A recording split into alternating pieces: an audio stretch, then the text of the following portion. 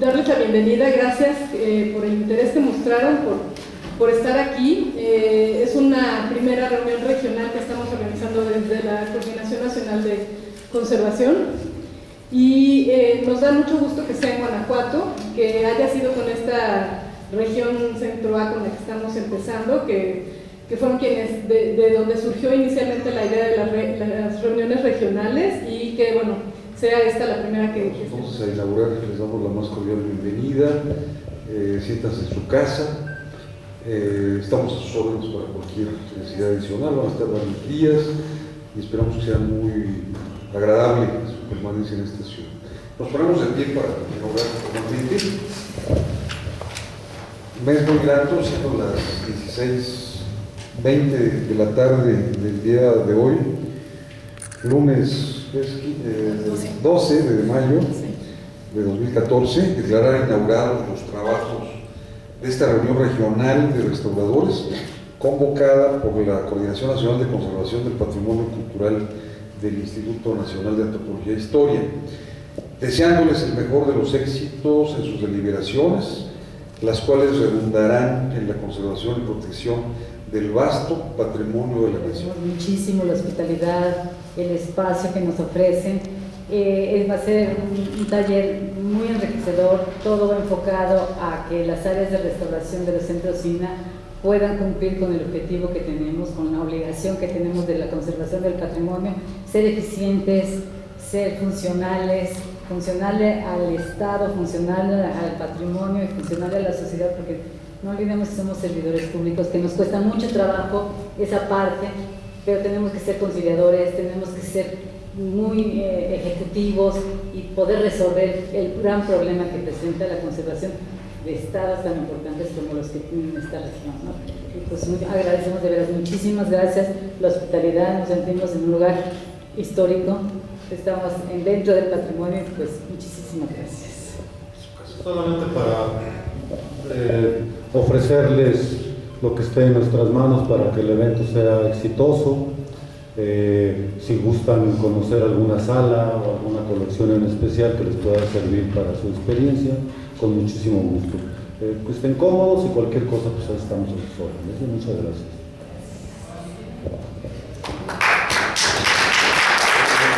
El sentido es darles una breve, o va a ser un muy breve recordatorio de algo que también se abordó en la reunión nacional en cuanto a los programas nacionales. Sin embargo, han existido algunos ajustes, algunos cambios.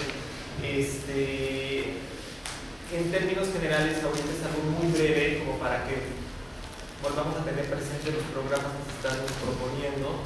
¿Quiénes son los responsables también para lograr esa vinculación con los centros SINA? O sea, que también tenga un nombre y una cabeza que es la que está desarrollando el programa, pero que no lo pueda hacer solo. Entonces tiene de cierta manera que establecer líneas de comunicación con los centros SINA e ir construyendo los programas en conjunto.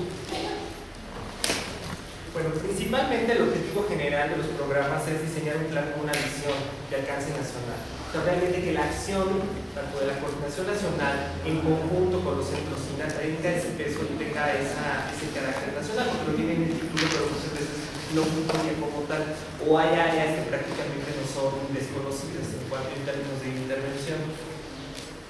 Y para lograr esto, pues claro que se tienen que establecer metas a corto, mediano y largo plazo. O sea, no es una situación que se pueda dar en un año. Tiene uno que tener perfectamente una planeación estratégica con unas metas establecidas y realmente estar inserto en un programa con un objetivo y con metas concretas. La realidad es que también, bueno, un poquito antecedente de los programas que se están proponiendo es el Programa Nacional de Cultura Mural Prehispánica, que se desarrolló anteriormente en la coordinación, y el de manifestaciones gráfico-rupestres, que también desarrolló la coordinación, que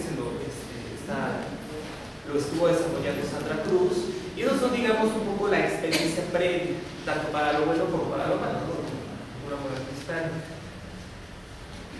Sin embargo, estos programas nacionales, bueno, no es que se propongan y bueno, ya empiezan a tomar marcha y demás, sino sí tienen que tener un vínculo con políticas culturales, porque a fin de cuentas lo que queremos es que también tenga un impacto en eso y realmente estemos respaldados para la ejecución de sus programas. Esto efectivamente se tiene que dar y muchas veces las metas son a nivel sexenal, pero la intención es dejar programas consolidados que puedan seguir funcionando incluso después de un cambio de gestión o un cambio de sexenio, en donde a lo mejor le van a ajustar, van a cambiar, van a modificar los programas de acuerdo a las líneas y metas de trabajo que cada vez tengan, pero sí que sus transversales, cada programa las va a ir desarrollando. O sea, entender esto es anclarnos a una de las metas nacionales porque tenemos más posibilidades de que estos programas se abran camino, porque están dentro de los objetivos en general del gobierno federal. En segunda, sí, de cierta manera tienen que tener concordancia en su planteamiento y en su estructura. Entonces, el Programa Nacional de Desarrollo está planteado con objetivos, con estrategias y con metas. Entonces, cada programa de los que se está haciendo la propuesta, cada programa propuesto va a tener que desarrollar sus objetivos, sus estrategias, sus líneas de acción, conforme o digamos siguiendo una estructura parecida, obviamente ajustándola a la problemática y a la materia de cada uno de los programas. Los 6 programas propuestos: el Programa Nacional de Conservación del Patrimonio Arqueológico in situ, el Programa Nacional de Conservación del Patrimonio Histórico in situ, el Programa Nacional de Conservación del Patrimonio Documental, el Programa Nacional de Conservación del Patrimonio Cultural en Museos, Programa Nacional de Atención a Grupos Sociales, el Programa Nacional de Conservación Preventiva y Gestión de Riesgos. Estos son los 5 programas de los 6 programas nacionales que se están proponiendo. En términos generales, ya cada programa nacional, del momento en que se empezó a hacer la propuesta, se tenían 2 o 3 programas nacionales, esto fue creciendo. Entonces, cada programa nacional va teniendo su propio desarrollo. Entonces, hay unos que están un poco más avanzados, hay otros que tenemos un planteamiento muy general en un momento, hay otros que ya hay un avance, a lo mejor de un 10% en el dictamen, pero en el dictamen que permita establecer las líneas de acción, las estrategias de los programas, pero también ya hay una persona responsable por cada uno. Entonces, cada programa nacional podría tener su propia presentación, porque obviamente las condiciones y las características, bueno, se pueden explorar muy a fondo. Ahorita nada más es conocer el planteamiento cómo van a tener 25 subprogramas, porque entonces no es operativo el programa nacional. En la medida en que lo estamos dividiendo más, podemos tener más complejidades para su aplicación y eventualmente para su desarrollo, y que vaya ya después, o sea, tú lo tienes que empujar y después lo que debería de ser es que el programa vaya caminando solo, o sea, vaya funcionando prácticamente solo, independientemente de quiénes estén encargados en las áreas y los parámetros. Y un poquito, perdón, lo que mencionamos ayer, por ejemplo, del banco de datos de las tomas de muestra. O sea, que sea algo que les sirva a todos, que toda investigación no se quede en el investigador y en su escritorio y hasta que no lo publique le pertenece a él, sino que sean cosas compartidas, difundidas, y que sirvan para cualquiera que le llegue un elemento muy similar con las características que ya se trabajaron, no tenga que empezar de cero, sino que tenga ya bases para poder intervenir en un patrimonio similar. Y aunque cada pieza es única, pero si tengas parámetros de comparación que sea mucho más fácil tu intervención. Entonces, lo que comentábamos de esta vinculación con el área de investigación, pero también que la misma área de investigación pueda tener estas 2 vertientes, o sea, tanto la investigación que ellos como investigador realizan, que buscan publicar, que buscan hacer un libro, publicar en artículos en determinadas revistas y demás, y la investigación que también sea de apoyo para los restauradores en los proyectos. Estamos trabajando también con la Dirección de Registro, y que ahorita una cosa buena que está pasando es que, si ustedes recuerdan, en registro básicamente había arqueólogos, eran los que estaban haciendo absolutamente todo. Bueno, ahorita ya la Dirección de Registro se dio cuenta que necesitan también historiadores para la parte del patrimonio histórico, y justamente el hecho de cómo está diseñada la forma de captura, de que si campanas están en instrumentos musicales o lo que sea, fue porque se hizo desde un punto de vista muy particular, y ahorita están ampliando esa perspectiva. Hay una persona que ya se está encargando ahorita de encabezar un equipo de historiadores, y que tienen la intención de realmente ir haciendo brigadas de registro a través de los estados. Leonor, pero bueno, ella se ha puesto ya en contacto con nosotros, me pidió el contacto de cada uno de los estados, yo le di los avances de lo que sabía que se estaba haciendo en cada lugar, pero también le pedí que los considerara a todos los restauradores de los estados, porque ustedes decía, tienen muchos avances que no son específicos de un estado. Tenemos, por ejemplo, el de atención y conservación de aspectos arqueológicos de México, que lleva Sandra Cruz, que obviamente tiene injerencia en diferentes estados. El proyecto de atención a retablos centrales lleva Luis Logro, la conservación de órganos históricos, cualquier duda. Conservación de órganos históricos de México. Esto, un poco lo que comentaban ahorita, como es algo que apenas se está desarrollando, lo que se está haciendo es un registro. Se está empezando a hacer catálogos y juntar los registros y los catálogos que había de manera regional. Por ejemplo, han identificado de Oaxaca hay varios catálogos y registros, por ejemplo, de órganos históricos del estado de Oaxaca. Hay un trabajo que llevan ciertas instituciones, está el Instituto de Órganos Históricos de Oaxaca, hay otros investigadores que en algún momento han generado información en torno a eso, entonces ir juntando todo eso para no tener 3 o 4 registros que de repente ninguno está vinculado y ninguno retroalimenta al otro, ni por la manera en que se desarrollaron pueden tener esa vinculación. Ahorita, en este caso, se está haciendo el registro y demás, y obviamente cuestiones de conservación preventiva, ¿no? En el caso de órganos históricos. Ahorita es un área que está dentro del área de conservación del patrimonio histórico in situ, pero que lo están desarrollando el trabajo en Alcántara, Montes Nava, Norma Peña y Laura Oliva. También está el de restauración de obra procedente de museos, que lleva Dora, proyecto de mapeo, diagnóstico e inicio de estabilización de fototecas, NADIM, y atención técnica a grupos sociales de enfermedad. Y están los específicos, que es el de conservación del sitio rupestre de los Montes en Aguascalientes, proyecto integral de conservación y restauración de las tranquillas familiares de San Miguel y en Guanajuato, que es Norma Peña, y proyecto de conservación y restauración de los bienes muebles y inmuebles por estudio de comunidades rurales indígenas del norte de México. Para el norte de México y también ha tenido impacto en Nayarit, con el Alfredo Bautista, que ahorita es la responsable de esto. Tengan algo. Les voy a platicar sobre cierta parte de atención a grupos sociales que hacemos en el Centro INA Querétaro. Las comunidades se acercan al Centro INA muchas veces para solicitar la restauración de sus bienes culturales. Sin embargo, no siempre es posible atender directamente y así rápido lo que ellos nos están pidiendo. Aún así,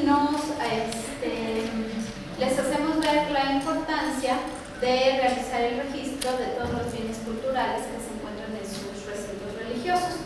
Y bueno, estas propuestas han sido aceptadas con mucho gusto por parte de las comunidades. El registro que se ha realizado contiene las fotos, las medidas y las características principales, como el tipo de obra, el título de la obra, el autor, los materiales constitutivos, técnica de manufactura, intervenciones anteriores, estado de conservación. El registro de los bienes culturales, como ya se ha mencionado aquí mucho, pues es muy importante e indispensable, ya que sería el único material que se tiene para saber qué bienes hay en cada uno de los recintos religiosos, y en caso de robo, de incendio o de cualquier otro siniestro, pues poder saber qué es lo que había o cómo estaba en su momento. Credibilidad, pues tienes que cumplir completamente con los compromisos que adquieres. Entonces ahí, bueno, pues sí, tienen toda la razón en reclamar. También podemos ponernos en ese plan de hacer los reclamos y de buscar pretextos para no colaborar, pero creo que sí, más bien lo que hay que buscar es que gestionar. El INA puede solicitar eso, o sea, el INA tiene esos registros. Tenemos lo que se terminó, pero yo creo que lo importante mucho en yo creo que hay que retomar eso y aprovechar ahorita la disposición de esta señora Labastida, subirlo al sistema. Ahora, el sistema tiene candados, no es un catálogo de robo. Y el hecho de que tú tengas registrada una pieza la protege más que no tenerla registrada.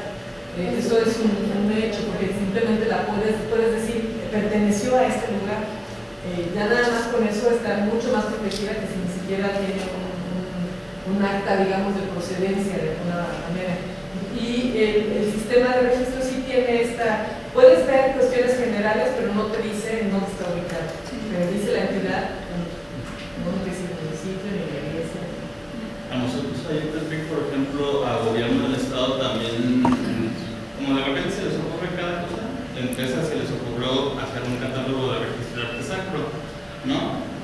Porque habían metido unos proyectos que no sabían dónde acomodarlos y de repente dijeron, pues hay que hacer esto, ¿no? Para esto nosotros ya estábamos por empezar un proyecto de trabajo justamente en ese tipo de cosas, ¿no? Y nosotros teníamos muy buena relación con el obispado, tenemos todavía. Se convocó una reunión y se le dijo al gobierno del estado justamente eso, ¿no? Que no, por parte del instituto y tanto la diócesis no estaban de acuerdo en que el gobierno del estado realizara ese tipo de trabajos porque justamente se podrían prestar para ese tipo de situaciones. Y ya afortunadamente, bueno, hasta ahí ya se les calmó el ímpetu, ¿no? Que tenían en ese sentido. A lo mejor puede servirles también. Y bueno, también el hecho de que luego la iglesia, bueno, te abre la puerta, oye, no te la puedes cerrar. Es obligación abrírtela, porque son bienes nacionales, ¿no? Y yo también creo que ahí hay, por eso decíamos nosotras, esto tiene que ser un proyecto conjunto, tiene que haber corresponsabilidad. Entonces nada más hay que abrir la puerta para que vinieras a chambear, y luego no me dejaste lo que hiciste, ¿no? Entonces creo que sí, tiene que haber como muy claro desde el principio cuáles son los compromisos, las responsabilidades que adquiere cada quien, para que al final también todos tengan la obligación de compartir lo que vieron. Y no nada más es abrir la puerta, porque también ha habido otros casos en donde la iglesia, en lugar de ayudar, obstaculiza. Entonces hay que tener cuidado para que en general las puertas estén abiertas y que cada quien cumpla con lo que promete. O sea, el reclamo de la iglesia se lo puede hacer de la iglesia al Estado, o se lo puede hacer al INA, o el INA al propio Estado. Como que tendría que estar amarrado para que los tres se vieran obligados a cumplir su parte y llegar a un producto conjunto. En las comunidades estas, por ejemplo, no nada más es vengan y háganos la chamba, sino vamos a hacer una chamba y les decimos no tenemos un precio. Quieren una carpeta bonita, si las armamos, pero ustedes tienen que pagarla, ¿no? Entonces la gente también ahí la vuelve corresponsable, juntan el dinero, se ven involucrados, vamos a imprimir las fotos juntos, armamos la carpeta entre todos. O sea, hay como un trabajo de colaboración, no de que uno está necesariamente trabajando de gratis. Dale. No, ya. Pues no sé si continuamos ya con Carlos. Vamos a platicar de una experiencia que tiene ya varios años, más de 10 años, de la Coordinación Nacional de Conservación de Patrimonio Cultural. Es una experiencia de trabajo con comunidades. El área hoy en día se llama Área de Atención Técnica a Grupos Sociales, pero ha tenido otros nombres, ¿no? Prácticamente esta área, ahorita les platico los objetivos. El equipo con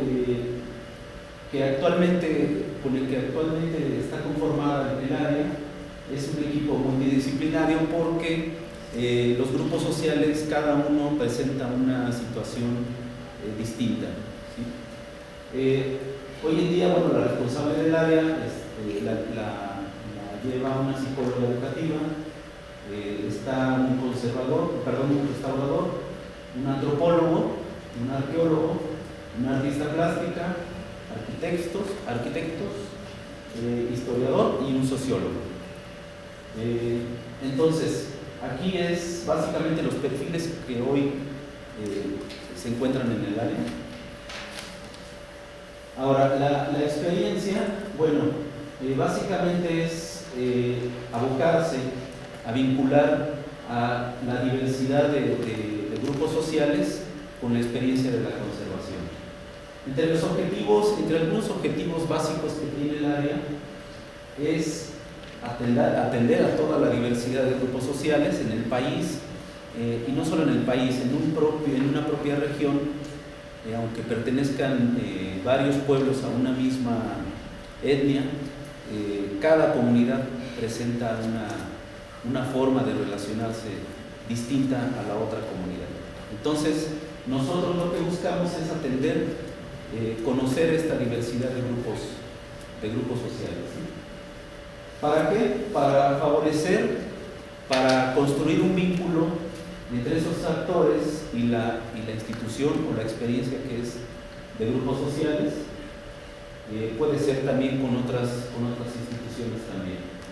Otro de los objetivos es integrarlos en todo el proceso de conservación, de restauración, para que, bueno, para lo que decía Mercedes, no es resolverles una situación, sino promover trabajo conjunto, trabajo corresponsable, ¿no?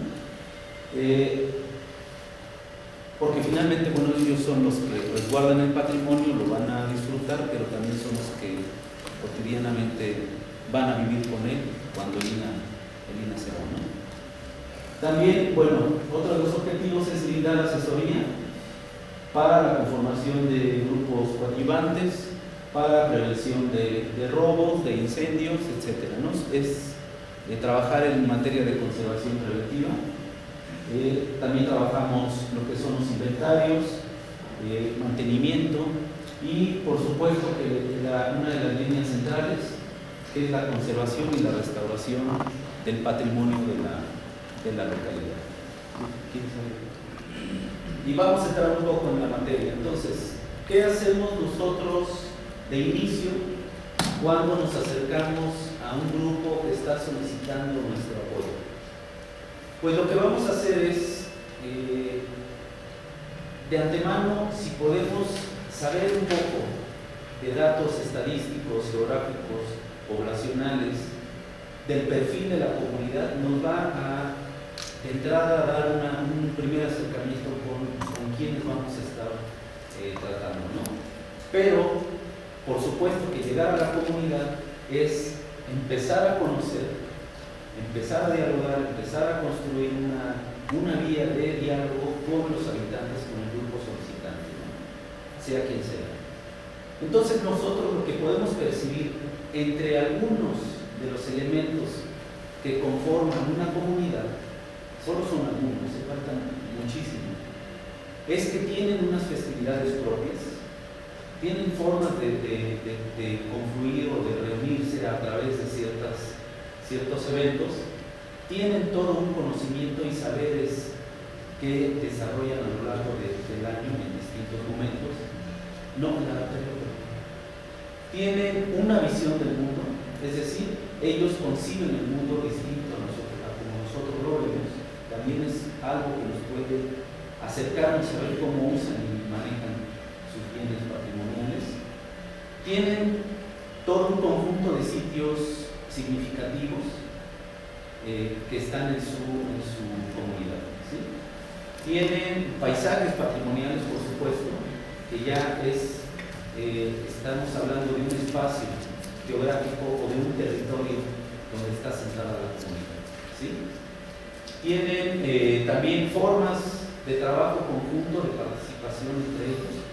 Por ejemplo, pueden ser los tequios, pueden ser las guesas, pueden ser las faenas, pueden ser distintas formas en que ellos colaboran para hacer comunidad. Eso es hacer comunidad y eso es lo que nosotros de inicio queremos indagar para saber cuál es la forma y cómo ellos se organizan y proceden dentro de su cotidianidad. Trabajar el patrimonio, conservarlo, en algún momento puede tener una complejidad pero muy rica que nos aporta todo un conocimiento a la hora de intervenir el patrimonio, ¿no? Por restaurar.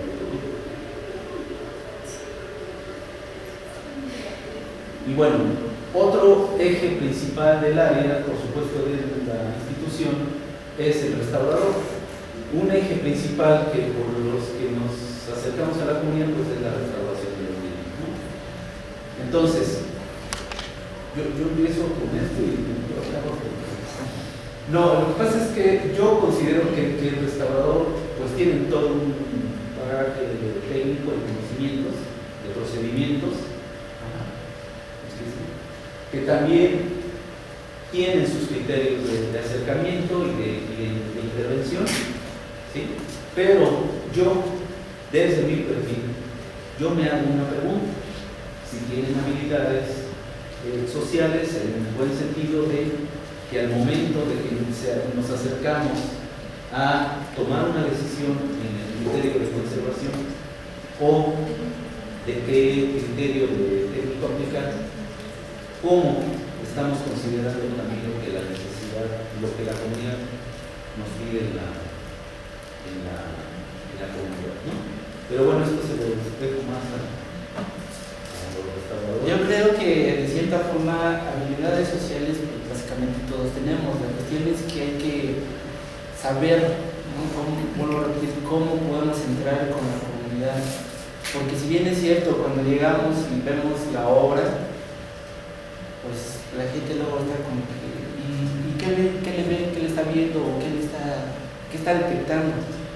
Entonces a veces uno como que tiene o quiere tener un cierto espacio y decir, bueno, déjenme primero checarlo y después ya les digo.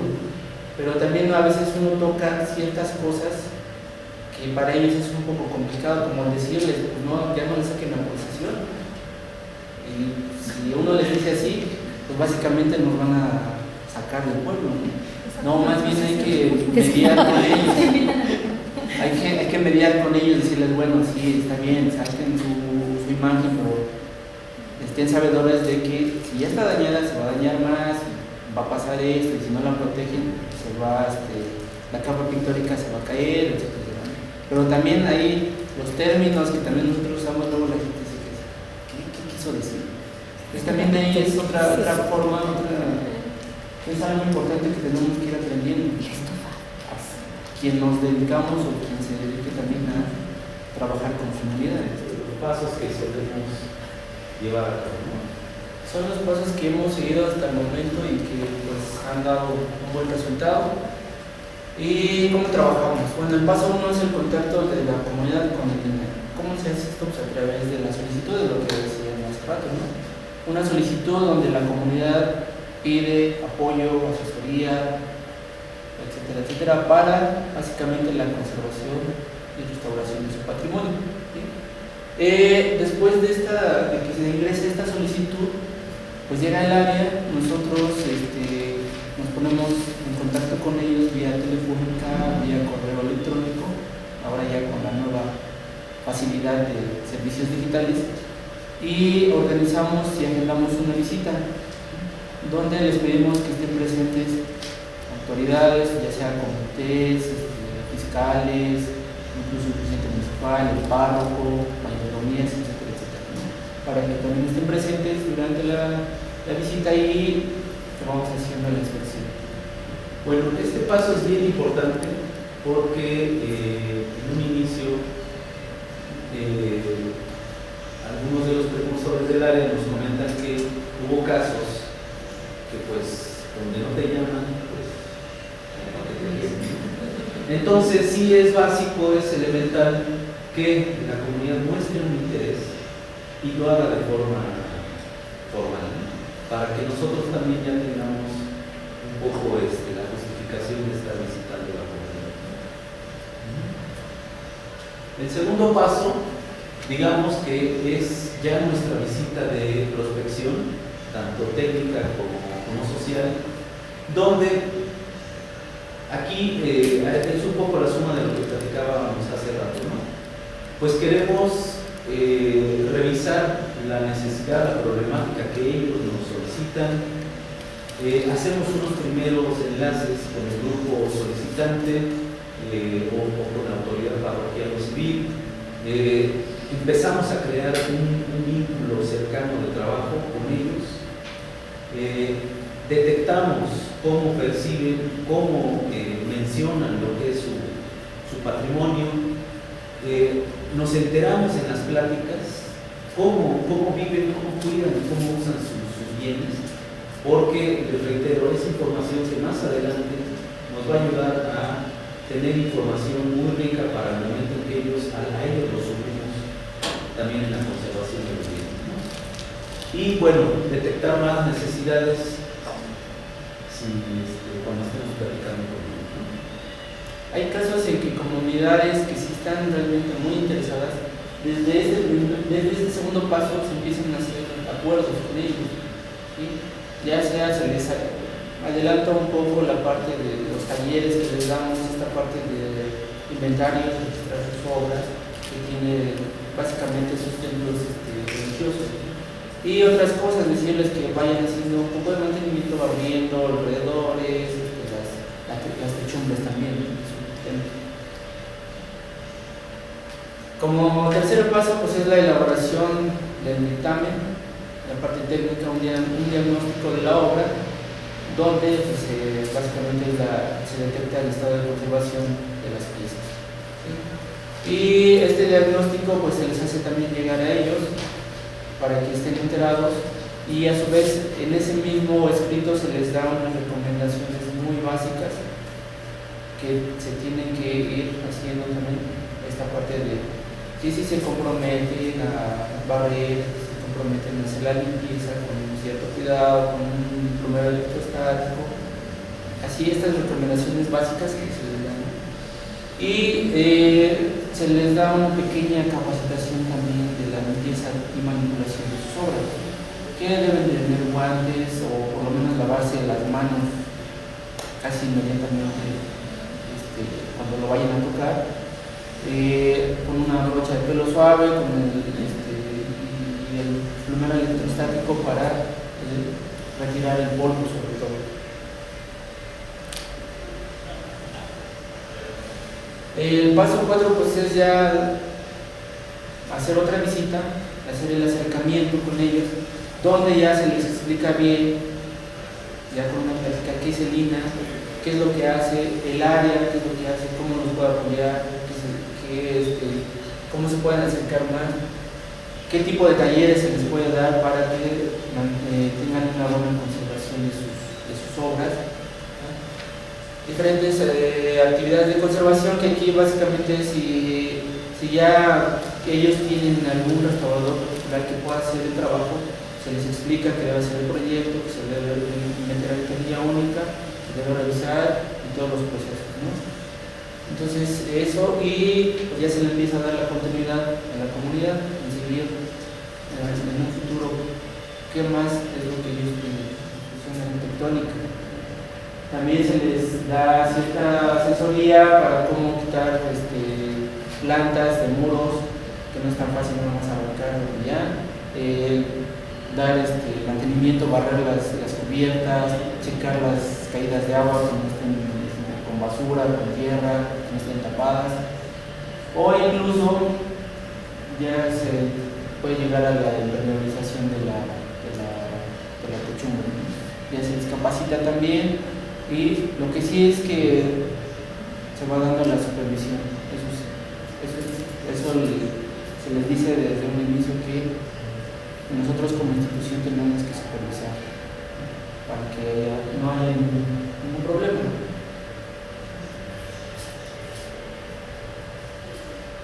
Y bueno, pues al año pues hay una cantidad importante de solicitudes para atender distintas demandas.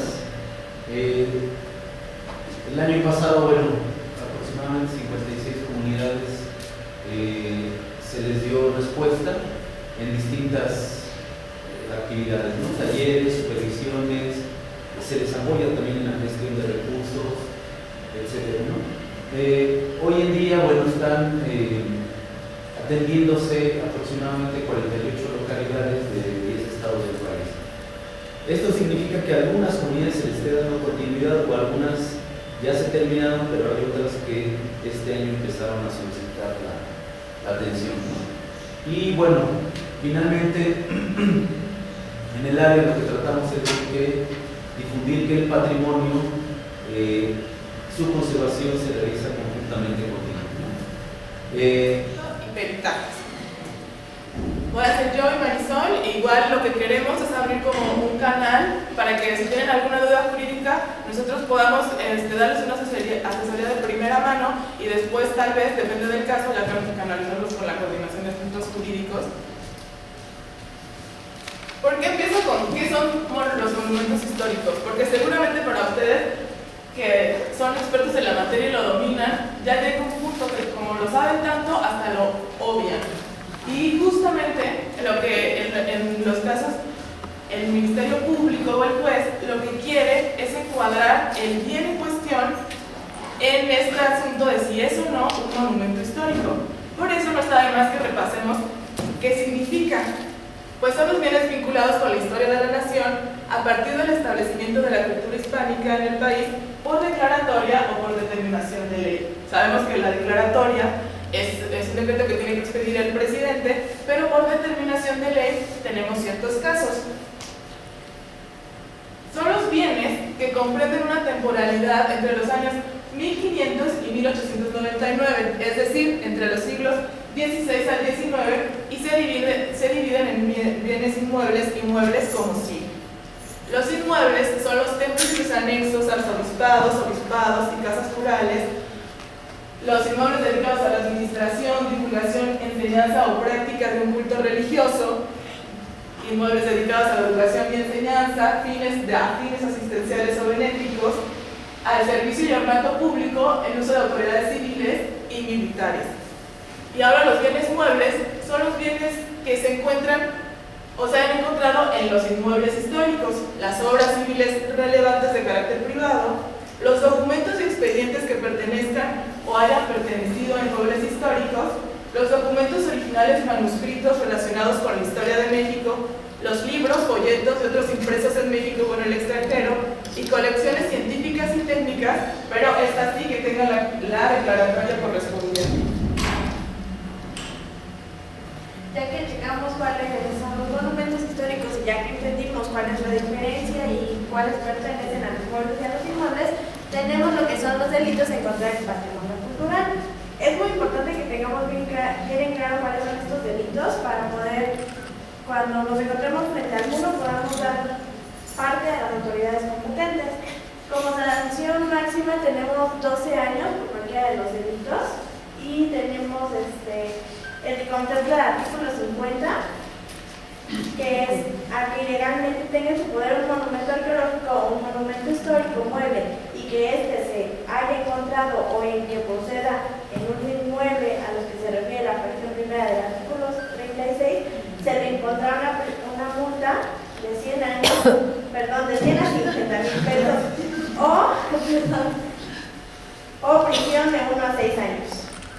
También tenemos el que contempla el artículo 51, al que se apodere de un monumento, este sería específicamente lo que se robó, de un monumento mueble arqueológico, histórico o artístico sin consentimiento de quien pueda disponer de él con arreglo a la ley, se le impondrá prisión de 2 a 10 años y multa de 3,000 a 15,000 pesos. El artículo 52 nos dice que al que por medio de incendio, inundación, explosión, daño o destruye un monumento arqueológico, artístico o histórico, se le impondrá prisión de 2 a 10 años y multas hasta por el valor del daño causado. Al que por cualquier otro medio dañe o destruya un monumento arqueológico, artístico o histórico, se le impondrá prisión de 1 a 10 años y multa hasta por el valor del daño causado. Y el artículo 53, que es el que consagra la pena más alta, es al que por cualquier medio pretenda sacar o saque del país un monumento arqueológico, artístico o histórico, sin permiso del instituto competente, se le impondrá prisión de 2 a 12 años y multa de 100 a 50. En la ley puede ser entonces previsto como una cuestión de uso y costumbre y evidentemente no hay delito. Pues no estaríamos en la lectura jurídica de lo definitivamente. ¿Pero qué pasa? No, pero ¿qué pasa si cuando está en el inmueble, pues todo el mundo sabemos que está ahí y sabemos que es por una tradición y sabemos que está ahí por alguna cuestión en específico? Pero si de ahí lo retira a otro lado y entonces empieza a haber indicios de que la imagen ha desaparecido, pues ahí sí nos encontramos en el supuesto del artículo 50. De otra manera no, es imposible. Digo, y la misma comunidad lo sabe. Entonces ahí no podríamos actuar en consecuencia, porque además nos echamos a la comunidad encima, ¿no? Sí, usted todavía. Sí. Ahora tenemos la definición de qué es el tráfico ilícito de bienes culturales. Para esto nos tenemos que acercar a la Convención de la UNESCO de 1970 y dice que son ilícitas la importación, exportación y la transferencia de propiedades de los bienes culturales. Y por otro lado vemos que nuestra legislación está acorde a esta convención porque ya lo protege. ¿Cuáles son los bienes culturales más traficados en México y de los que hay que tener, pues, aparte más cuidado, un catálogo que esté al día? Son los vírgenes de Guadalupe, cuadros de castas, Monja Coronada, los Juan Correa, los exvotos del siglo XIX, las obras del muralismo mexicano, que ya no es histórico, Cáliz, lugares del estilo barroco rococó, una custodia del sol, un juego de vinajeras, atributos de los santos, candeleros, tipo tolsa. Otras cosas que se roban muchísimo, pues es la numismática, las monedas, campanas, códices, libros de coro, documentos, grabados antiguos, litografías, partituras, obra gráfica. Muchas veces no estamos tan al pendiente de este tipo de documentos. Otro tipo de materiales, otro tipo de bienes muebles que también son muy robados o traficados, son los textiles, la cestería, los bienes de carey, los instrumentos musicales y piezas de ¿Qué es la cadena de custodia? La cadena de custodia es el método por el cual se debe preservar el lugar de los hechos. ¿Para qué?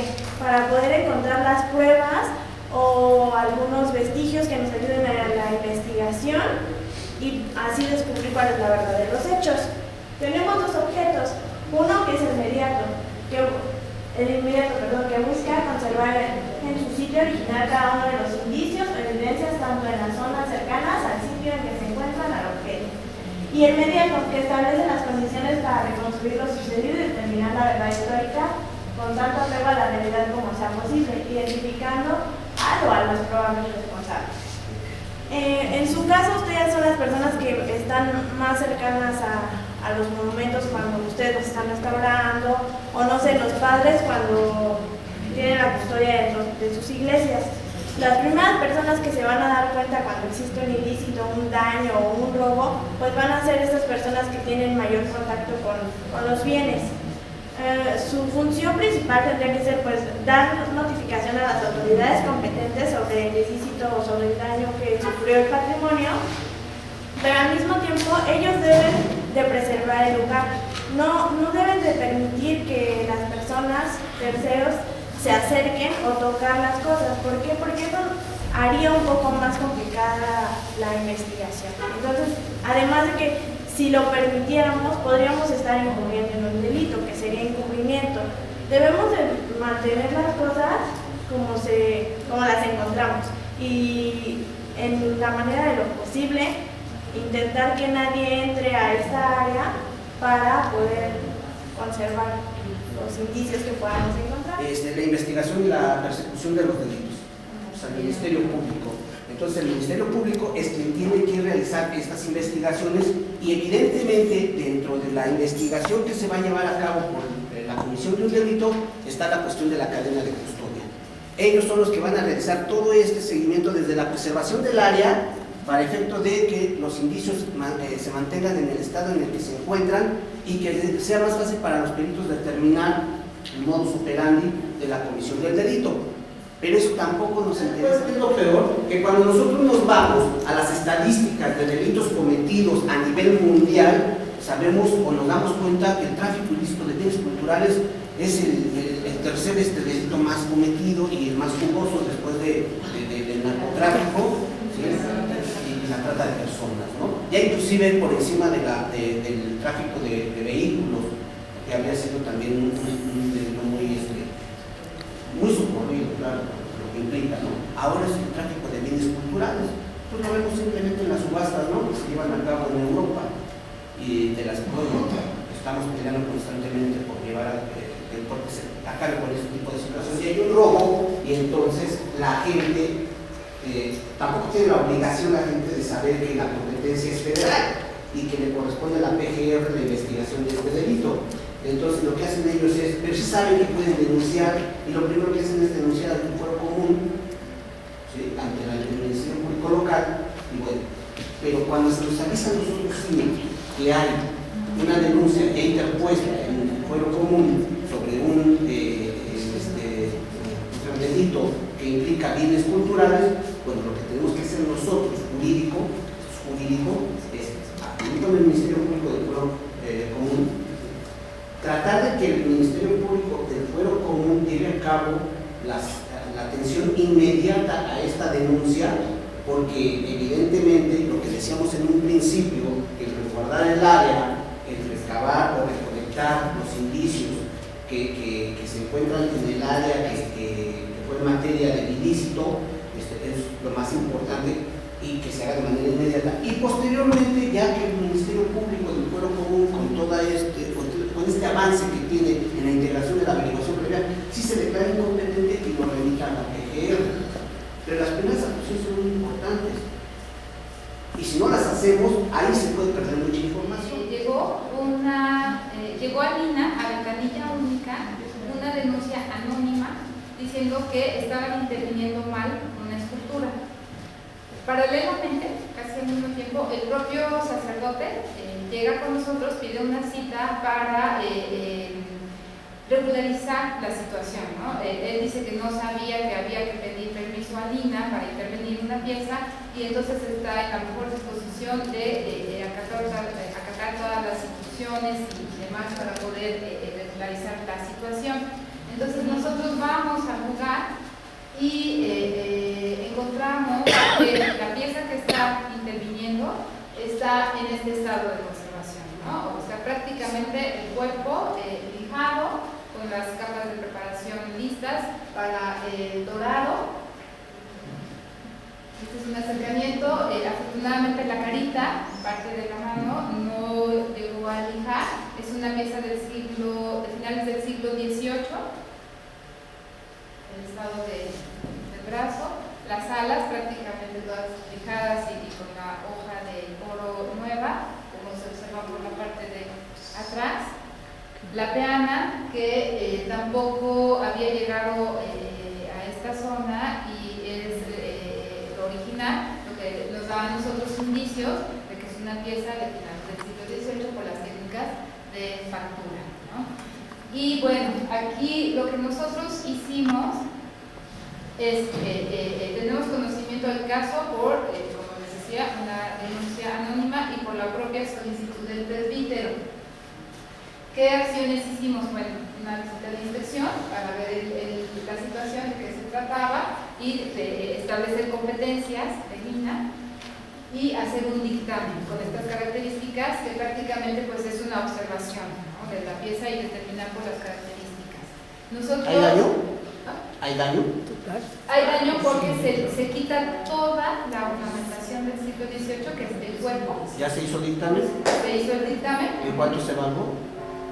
Bueno, allá vamos, no hicimos avalúo, sino que hacemos el dictamen de lo que encontramos y lo mandamos al delegado del centro INA. Él, bueno, recibe los papeles, pero los turna jurídico.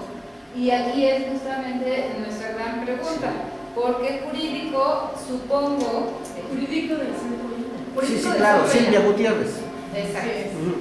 Lo primero que debió haber hecho es lo que tú me acabas de preguntar ahorita. Hicimos avalúo, o sea, nuestro dictamen está incompleto, ¿no?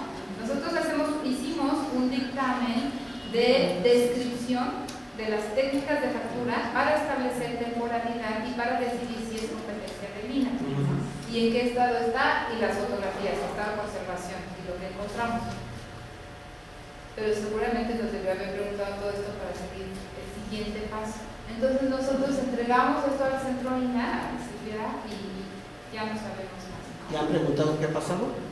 Preguntamos en alguna ocasión, nos dijo que estaba llevando el caso, que le estaba dando seguimiento, pero nosotros no tenemos más forma de... Pero ¿cuál es el seguimiento? O sea, ¿qué hiciste en este caso y cuál es el seguimiento que le has dado? Bueno, nosotros tenemos, la pregunta justamente es esa, creemos que el caso está detenido, obviamente, ¿no? Porque no hay más... Yo no lo conozco, el asunto. Hubo dos acciones de seguimiento así concretas que se pueden decir, y la primera fue que este caso se expuso ante el Consejo de Conservación, porque además también no solo era, o sea, justamente lo que decíamos de los presupuestos, tienes que determinar también qué es lo que sigue para ver qué vas a hacer. Ahí ya el daño es irreversible, se eliminó toda la piel de la escultura, o sea, todo en los vestidos, estaba como, esta fotografía la proporcionó el sacerdote, la de la izquierda, así estaba la escultura, y la encontramos como está arriba, lástima que no se ve bien ahorita, no sé dónde apagarla. Pero ya la vimos en el otro acercamiento. Y la de abajo es una reproducción. Aquí el caso es que justamente está la denuncia de un anónimo, se ve que alguien le dice al sacerdote y el sacerdote intenta ponerse en orden y pide que vayamos para que le digamos qué tiene que hacer para regularizar la obra. Y es cuando nosotros vamos. Las dos cosas llegan el mismo día, con una diferencia de horas. Al centro INA. Entonces cuando vamos y le decimos, a ver, le explicamos esto, no haga usted más nada, ya no le toque absolutamente nada, tenemos que reportarle a nuestro delegado la situación. Y la situación es que evidentemente hay un cambio. ¿Por qué se da la intervención? Porque mandaron a hacer una reproducción que les encantó cómo quedó. Lo de abajo a la derecha es la reproducción. Y dijeron, vamos a dejar la original como la reproducción. Ese fue el caso. Entonces, el seguimiento es uno. ¿Qué se hace con una pieza así? La terminas de estofar, ya no es posible dejarla como estaba antes. La terminas de estofar y va a quedar como otra reproducción. Ese es el paso uno. Determinar qué es lo que se iba a hacer para también darle un presupuesto a la siguiente acción. Y la otra es que sí fuimos otra vez al lugar a darle seguimiento, y el padre lo que había hecho es que la había envuelto en franela y la metió literalmente al closet de su cuarto. Nos digo, no le echó nada, miren, pasen, nos metió a su casa y aquí está en el closet. Así sí. Entonces, después, más allá, no hubo... Entonces, ¿nosotros qué podemos hacer? Se determinó en el dictamen que había daño irreversible. Nuestra obligación es ver que está causando un daño y es competencia de la institución. Entonces yo, como jurídico, no soy el experto, pero le puedo decir entonces a los que sí son expertos que primero me digan, uno, y muy importante, ¿el daño es reversible o es irreversible? Es el primer paso. Entonces ahí la responsabilidad recae en el perito, quien me tendrá que decir, oye, ¿sabes qué? El daño es reversible. Perfecto. ¿Qué podemos hacer? Hay que hacer un proyecto de intervención para poder evaluar cómo está la situación, qué se tiene que hacer, cuánto va a costar y demás. Y oye, ¿sabes? Necesitas regularizar tu obra, ¿sí? O tu intervención, necesitas hacer esto y demás. Entonces, nos podemos evitar la denuncia. Metemos entonces a la competencia de Nina la actuación del padre, de la persona que va a restaurar. Ahí tenemos que darle seguimiento, lo que ustedes hacen normalmente, ¿sí? Que es ver que esta persona presente su proyecto de intervención, que ustedes lo revisen, que lo avalen y que lo autoricen, al final de cuentas, que se lleve a cabo la intervención, que ustedes la supervisen y que quede como el proyecto lo determinó, ¿sí? Y ahí no pasa nada. ¿Qué pasa cuando el daño es irreversible? Como en este caso. Tenemos que hacer un dictamen. El dictamen evidentemente tiene que determinar que se trata de un monumento histórico, primero. Número dos, ¿cuáles son los daños que se causaron? ¿En qué consisten esos daños? Número tres, evaluar esos daños. ¿Cómo los vamos a evaluar? Bueno, pues tenemos que hacer, ¿sí?, lo que ya han platicado muchas veces y lo que dijo Claudio, ¿no? Poner o regresar el bien hasta antes del daño causado. Que no se puede, porque el daño es irreversible. Bueno, pero ustedes son expertos y ustedes saben la mejor manera de intervenir ya este bien y que quede lo menos peor posible. 52 dice que por medio de inundación, incendio, causa el daño, el segundo párrafo, porque por cualquier otro medio causa el daño, un monumento arqueológico artístico histórico se le impondrán penas de ¿sí? Bueno, entonces va a ser sancionado de acuerdo a ese artículo.